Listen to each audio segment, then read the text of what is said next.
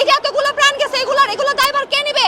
আমরা ওইখানে ক্লাস করি, প্রতিদিন উপর দিয়ে একটা বিমান আসে যায়। কোচিং শেষ করে আমরা জানালার পাশে দাঁড়িয়েছি, তখনই হচ্ছে প্লেনটা ক্র্যাশ করছে, সমানভাবে ক্র্যাশ করছে। এই জন্য প্রায় সব যার যে স্টুডেন্ট ছিল সবাই মারা গেছে। উপরে ছাদে যে দুজন ছেলে ছিল উপরে হ্যাকার তাকিয়ে ছিল, ওদের উপরে পড়ছে, ওরা উল্টায় গেছে।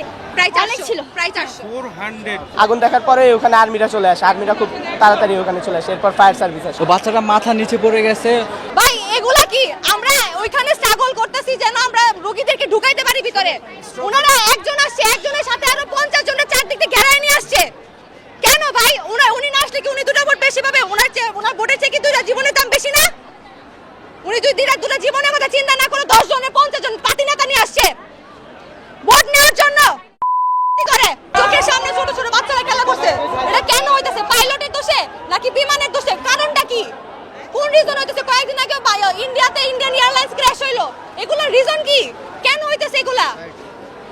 এগুলা কোনো রিজন আছে? এই যে এতগুলো প্রাণ গেছে, এগুলো দায়ভার কে নেবে?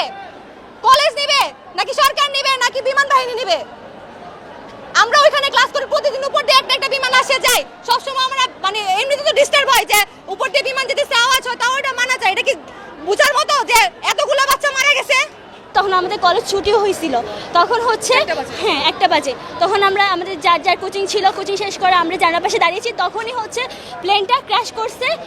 ছোটদের 1 থেকে 6 পর্যন্ত এখানে ক্লাস হয়, ওখানে বাচ্চাদের তখন ওদেরও হচ্ছে একটা ছুটি হয়েছে, বাট অনেকে ডিটেনশন ছিল, কোচিং ছিল, সব শেষ করে হচ্ছে ওর ওখানে থাকা লাগছে। অনেকে আবার খেলতেছিল মাঠে। তো তখনই প্লেনটা যখন ক্র্যাশ করছে, হয়তো বা এভাবে মানে উপরভাবে ক্র্যাশ করছে কিন্তু সমানভাবে ক্র্যাশ করছে। এই জন্য প্রায় সব যার যে স্টুডেন্ট ছিল সবাই মারা গেছে। ইনফ্যাক্ট উপরে ছাদে যে দুজন ছেলে ছিল উপরে হ্যাকার তাকিয়ে ছিল, ওদের উপরে পড়ছে, ওরা উল্টায় গেছে। প্রজেক্ট 7 এর আমাদের যে প্রজেক্ট 7 বিল্ডিং আছে, প্রজেক্ট 7 বিল্ডিং এর উপর দিয়ে আসছে একটুর জন্য। ওই বিল্ডিংটা ক্র্যাশ করে এদিকে আসে নাই, শুধু জাস্ট 1-2 ইঞ্চি ব্যবধানে ওটা উপর দিয়ে চলে আসে, নাহলে ওটাতে ইংলিশ ভার্সনে যারা ছিল তাদেরকে ইট পড়ছে, ইট ছিটে ছিটে একজনের গায়ে পড়ছে, মাথায় পড়ছে। আর কি বলবো বলেন? বিল্ডিং এর বাইরে যারা ছিল ওদের মধ্যে অনেক আহত হয়েছে। প্রায় 400 ছিল, প্রায় 400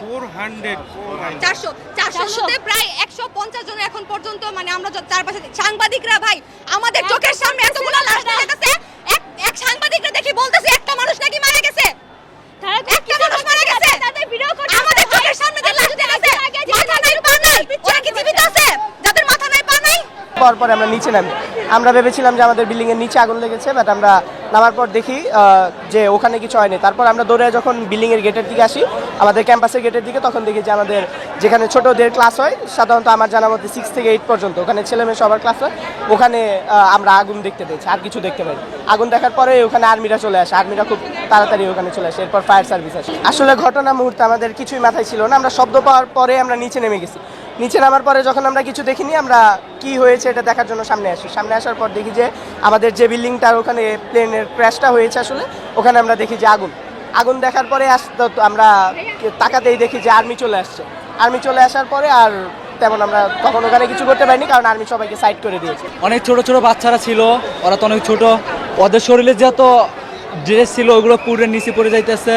আর যখন একটা ফাইটার ওই যুদ্ধ বিমানটা যখন ওখানে যে পড়ছে, তখন একটা বাচ্চা ছিল মনে হয়, ও বাচ্চাটা মাথা নিচে পড়ে গেছে। আমি দেখে তো পরে পারি নাই, পরে অনেক মা বাবা তারা তো সহ্য করতে পারতেছে না, আর অনেক বাচ্চারা পরে মনে হয় মারা গেছে গার্জিয়ান।